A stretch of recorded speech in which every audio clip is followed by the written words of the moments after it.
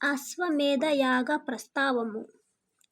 ఇటువంటి మహాప్రభావశాలియగు దశరథ మహారాజు వంశాభివృద్ధి కొరకు కుమారుడు జన్మించినందున మిక్కిలి సంతాపము పొందుచు అశ్వమేధ యాగము చేయవలెనని కోరిక గలవాడెను. వెంటనే సుమంత్రుడును మంత్రితో మహాగురువర్యులను పురోహితులను త్వరగా తీసుకొని రమ్మని చెప్పెను.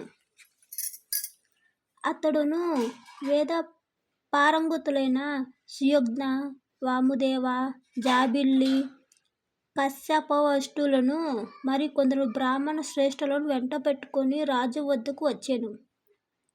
ధర్మతుడైన రాజు వారందరినీ పూజించి పిమ్మట కుమారులను లేక పరితపించుచున్న నాకు సుఖము సర్వత్రమున శూన్యమైనది కనుక అశ్వమేధ యాగము చేయవలెనని నాకు సంకల్పం కలిగినది. మీరు నా కోరిక నెరవేరినట్లు ఆలోచింప వేడుచున్నాను. రాజు మాటలను బ్రాహ్మణులందరూ బాగునని ప్రశంసించిరి.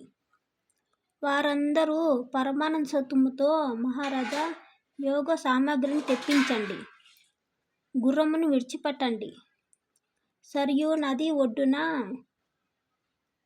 యజ్ఞమునకు కానుకగా భూమిని చక్కగా నిండించండి. మహారాజా, మీరు తప్పక పుత్రులను పొంది ఆనందపొందగలరని పలికిరి.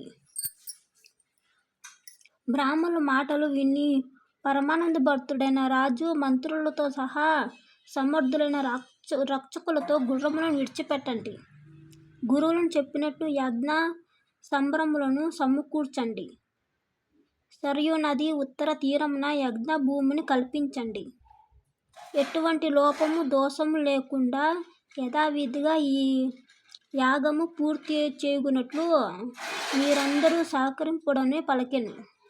మహారాజా నుండి సత్కారములందుకొని మంత్రులందరూ అట్లే చేయగలమని రాజును ప్రశంసించి తమ నివాసములకు వెళ్ళిరి.